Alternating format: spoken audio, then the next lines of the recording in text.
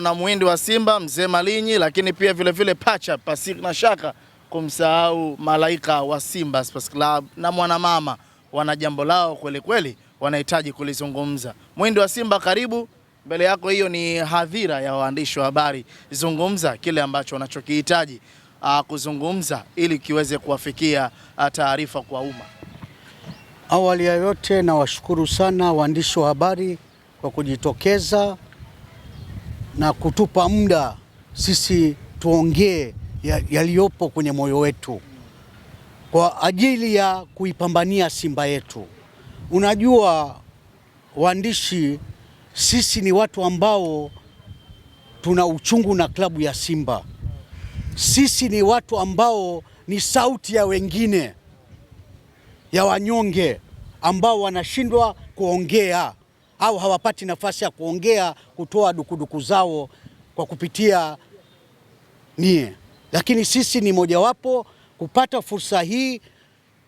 Sisi ni watu ambao unaotuona kwamba tunawatetea wanyonge, tunawatetea wanyonge ambao hawanashindwa kuongea. Narudia, kupitia sisi watusikilize na Watanzania leo watuelewe tunachotaka kuongea.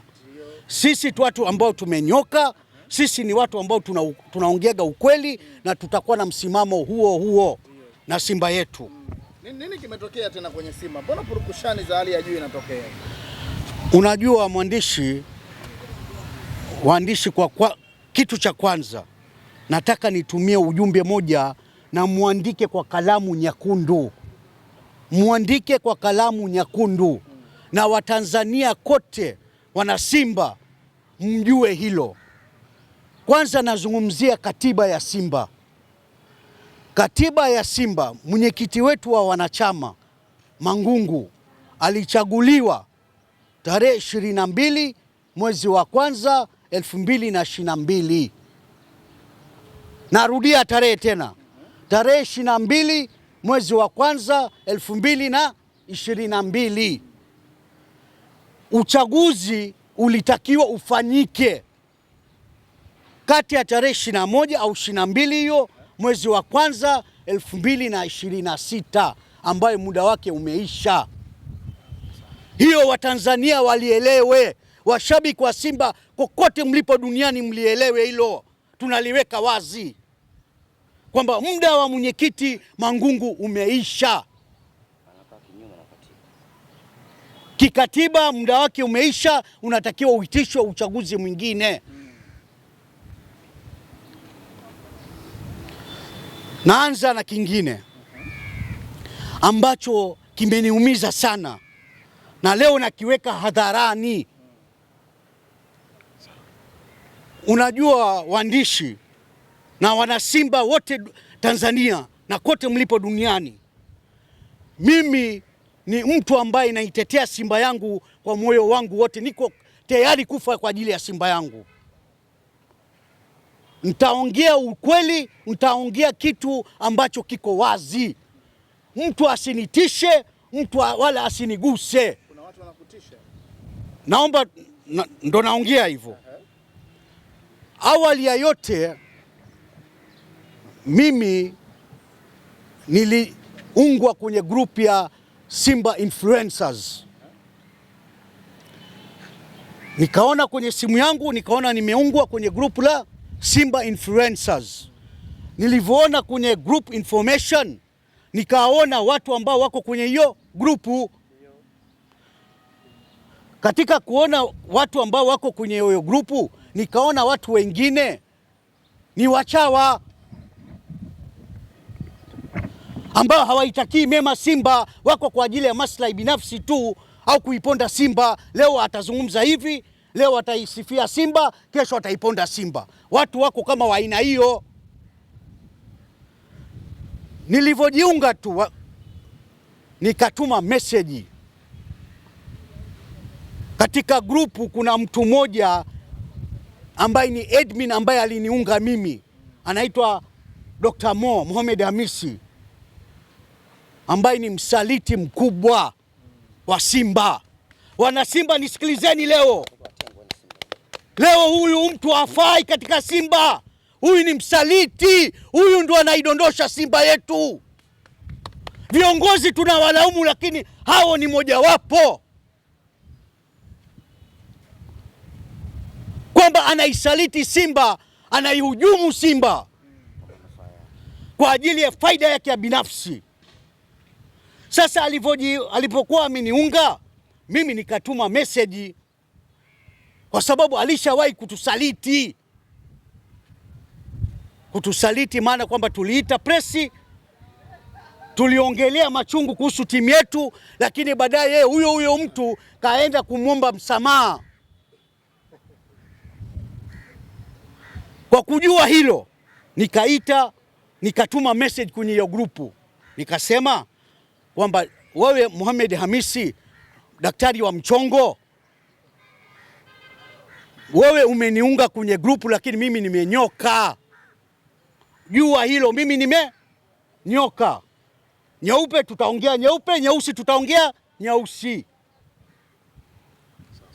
Baadaye nikasema kwenye hiyo grupu kuna wengine wachawa ambao hawaitakii mema Simba.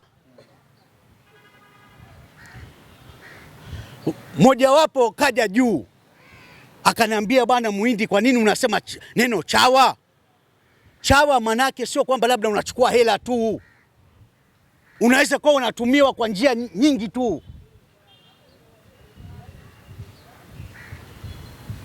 kwa ajili ya faida yako binafsi, kuidhoofisha Simba. Mtu ambaye ana mapenzi ya dhati na Simba hawezi kufanya vitu hivyo, vinatumiza. Wewe kama kweli influencer, kama umesimama kutetea Simba yako, huwezi kufanya madudu. Baada ya hapo nikaondolewa kwenye hiyo grupu, wakanileftisha. Wameshaona mimi shakuwa mwiba. Baadaye kunileftisha, nikampigia simu huyu daktari wa mchongo kwamba kwa nini umenileftisha kwenye grupu, nimefanya kosa gani? Kwani nilichoongea ni sahihi, ni maoni yangu na mimi yani na haki ya kuongelea kwa sababu niko kwenye grupu na haki ya kuchangia maoni yangu.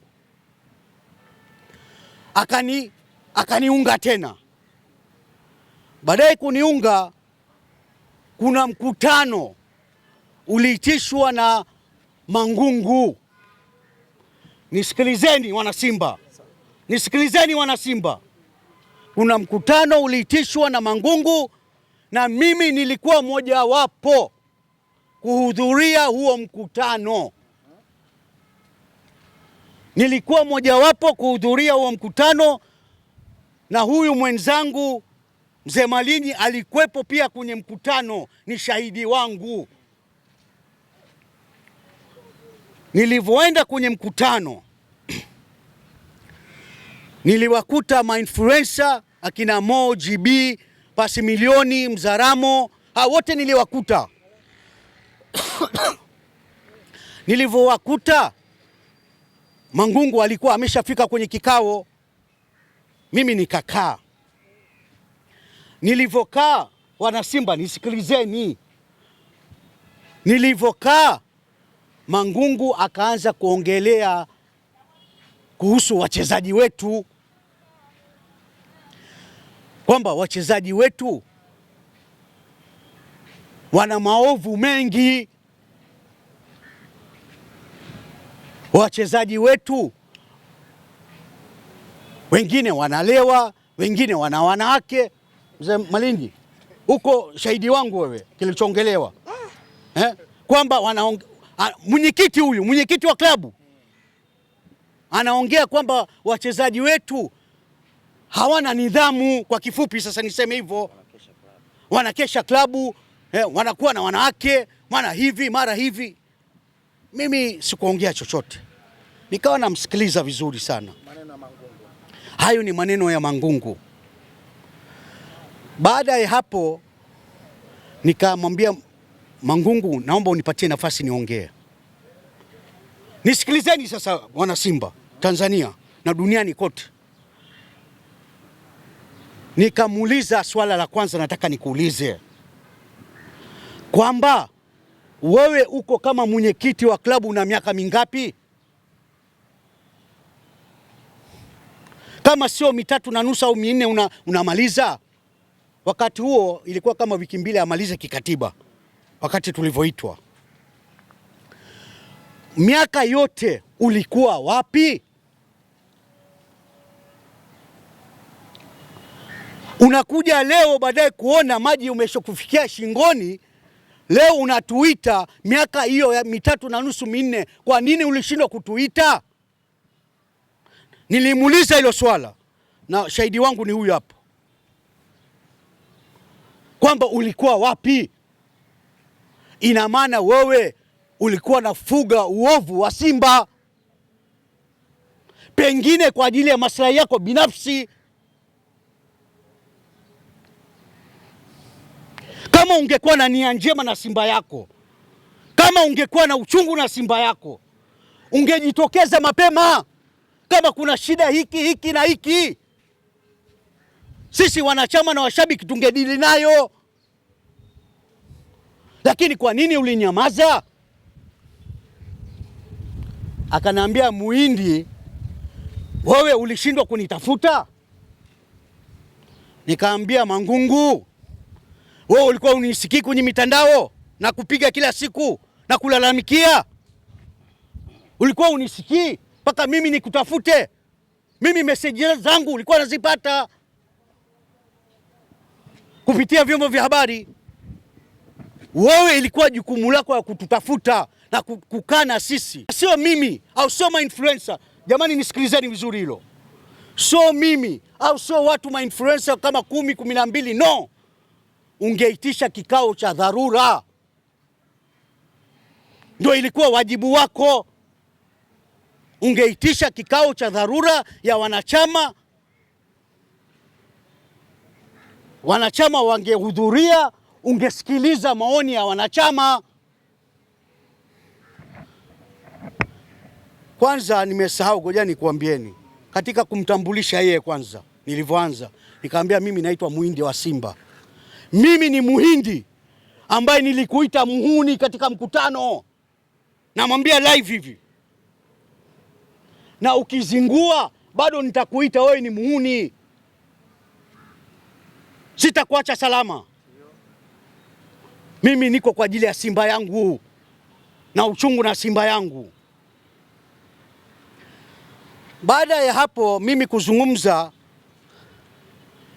huyu daktari wa mchongo, wakati naendelea kumuuliza maswala, wanasema kuendelea kumuuliza maswala huyu Mangungu ili nimweke wazi leo, wakanikatisha.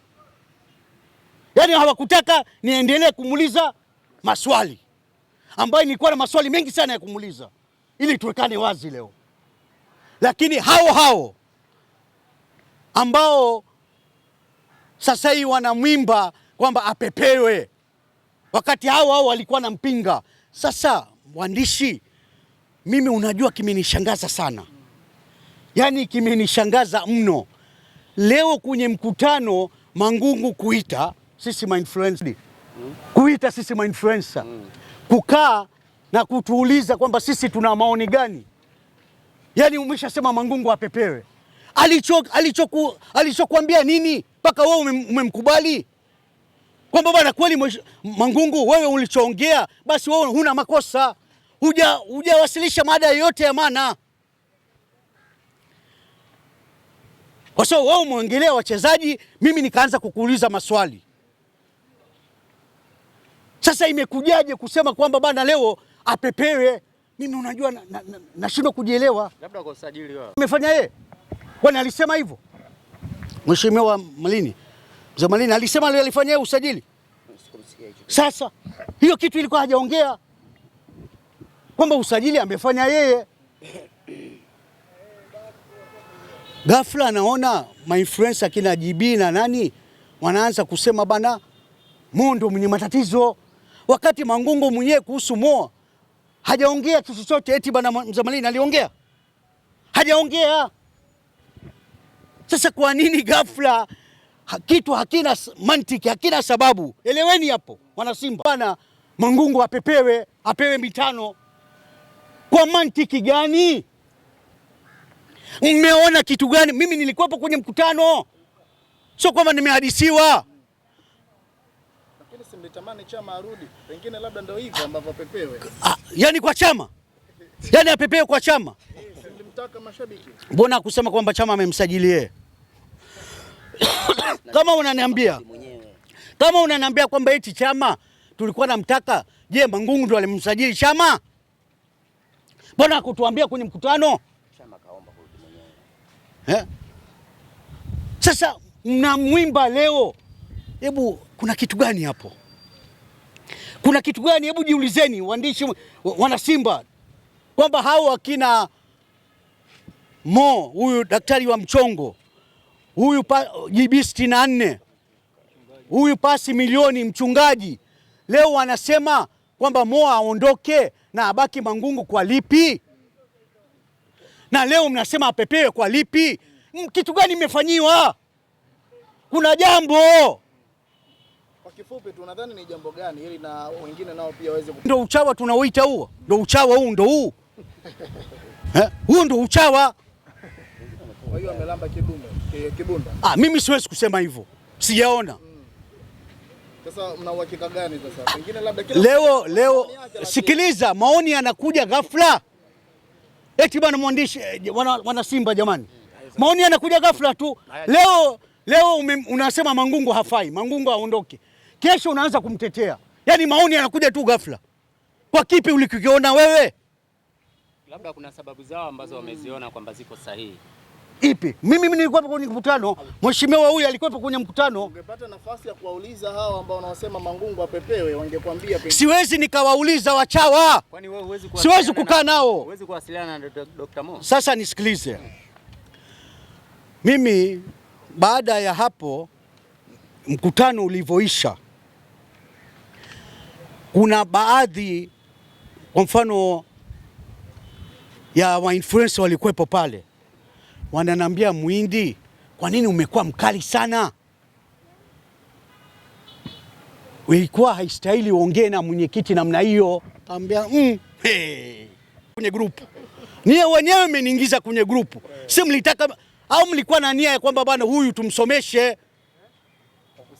Huyu Muhindi tumsaundishe aokote awe upande wetu. Lakini la hasha, siwezi. Kwani wale wanaokota?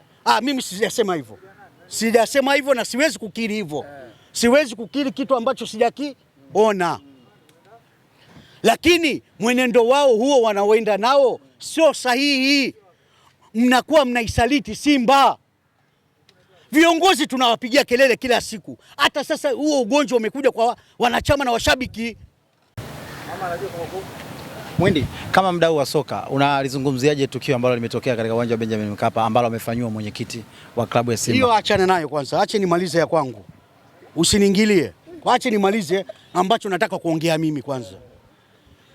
Baada ya hapo kuna watu wengine wakaniambia Muhindi hiyo kwamba kwa nini umekuwa mkali?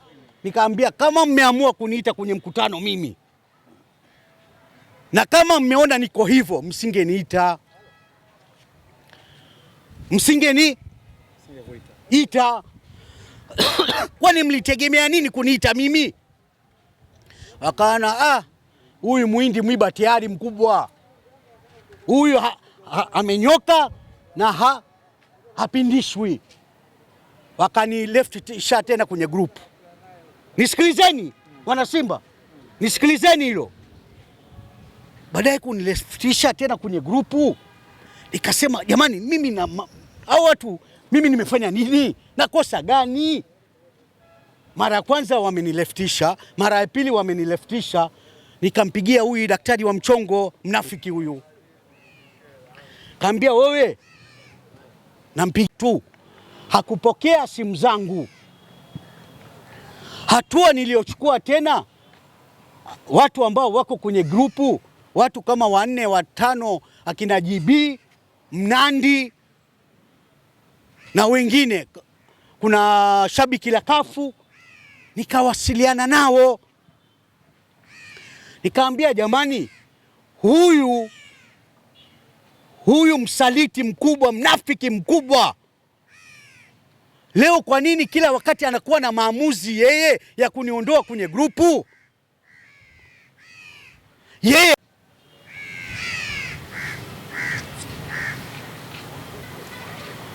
je, nie nani wenye grupu ambao wako wengine hamwezi mkamuuliza kwamba kwa nini Muhindi mnamondoa?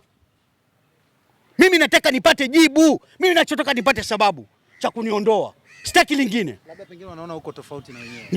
Ndio hicho nachoongea. Kwamba niko tofauti. Wakaona huyu ni mwiba. Mambo yetu hayataenda. Nikawapigia karibu watu hao niliwataja, wakasema Muhindi tutakupa mrejesho. Paka leo kimya. Paka leo kimya. Baadaye kukaa kimya, mimi nikaona sasa kuna umuhimu sana kama mwana Simba ambaye na uchungu na klabu yangu nijitokeze kwa vyombo vya habari niwaeleze hicho nilichokikuta. Jana usiku saa 7, wana Simba nisikilizeni. Jana usiku saa 7 huyu daktari wa mchongo ananipigia simu. Usiku ya saa ngapi hiyo? Saa 7. Mimi simjui kama yeye daktari bana. Wewe umemuuliza na vyeti ya daktari? Wewe unapomtaja daktari, wewe umemuuliza na vyeti vya daktari? Achana nayo. Mimi alivyonipigia simu nikakuta miss call yake ya saa 7 hiyo. Nikampigia. Nilivyoikuta miss call.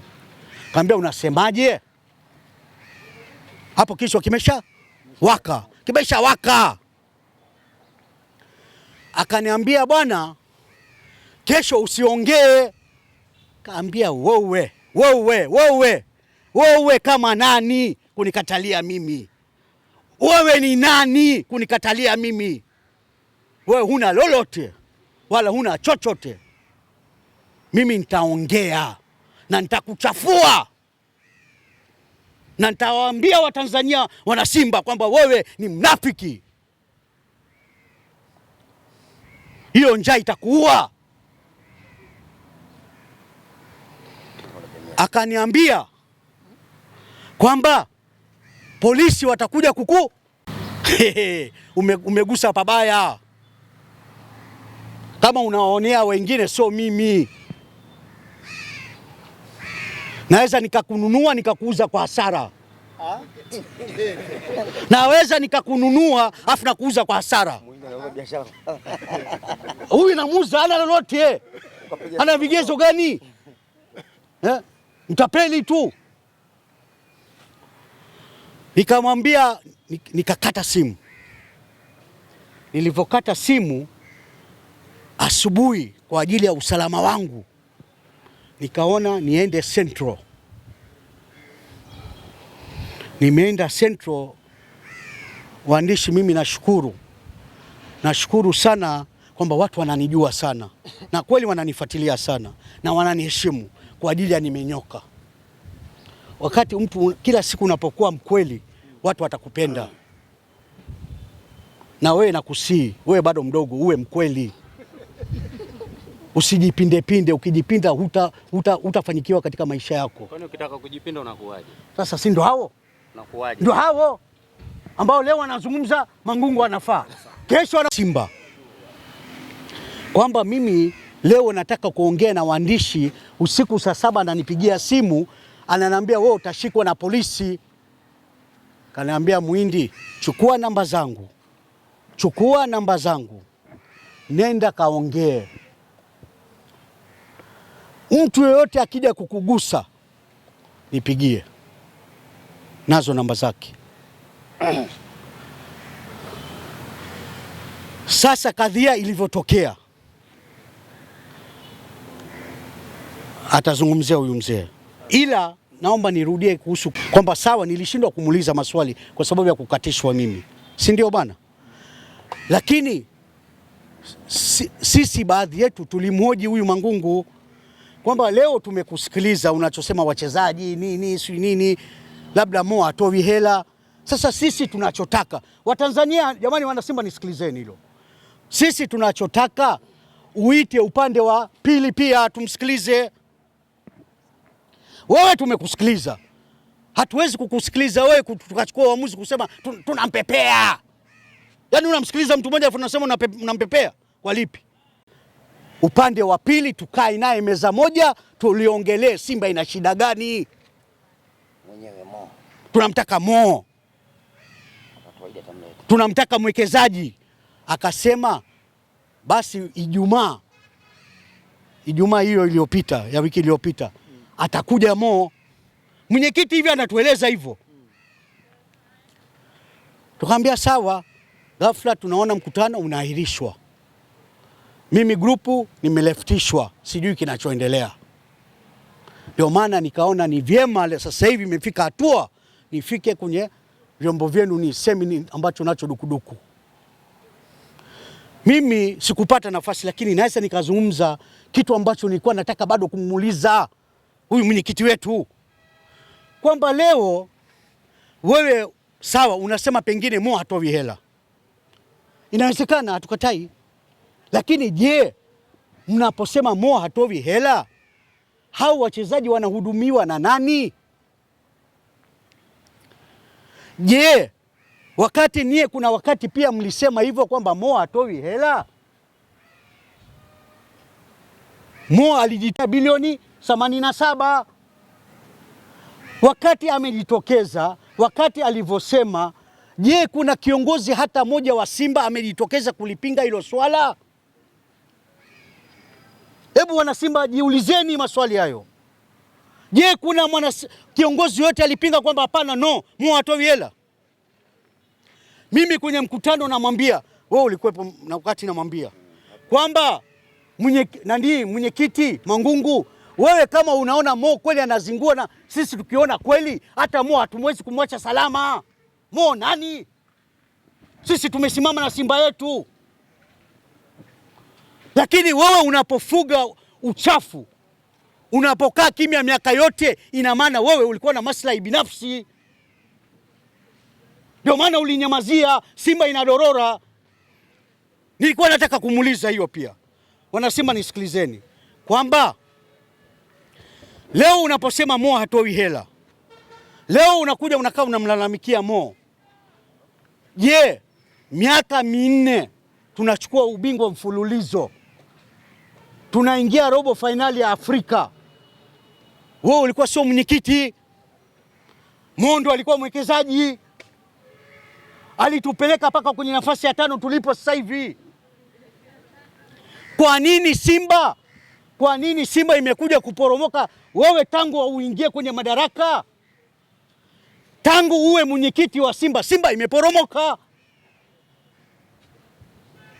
Au nakosea wana Simba? Au nimekosea? Kwamba Simba imeporomoka toka huyu bwana aingie madarakani. Afu leo mnakaa wachawa mnamwimba apepewe. Bullshit. Apepewe. Huu ni ujinga. Ni mnayaribu Simba yenu. Ni hamna mapenzi ya Simba nie. Ni mko kwa ajili ya maslahi yenu binafsi.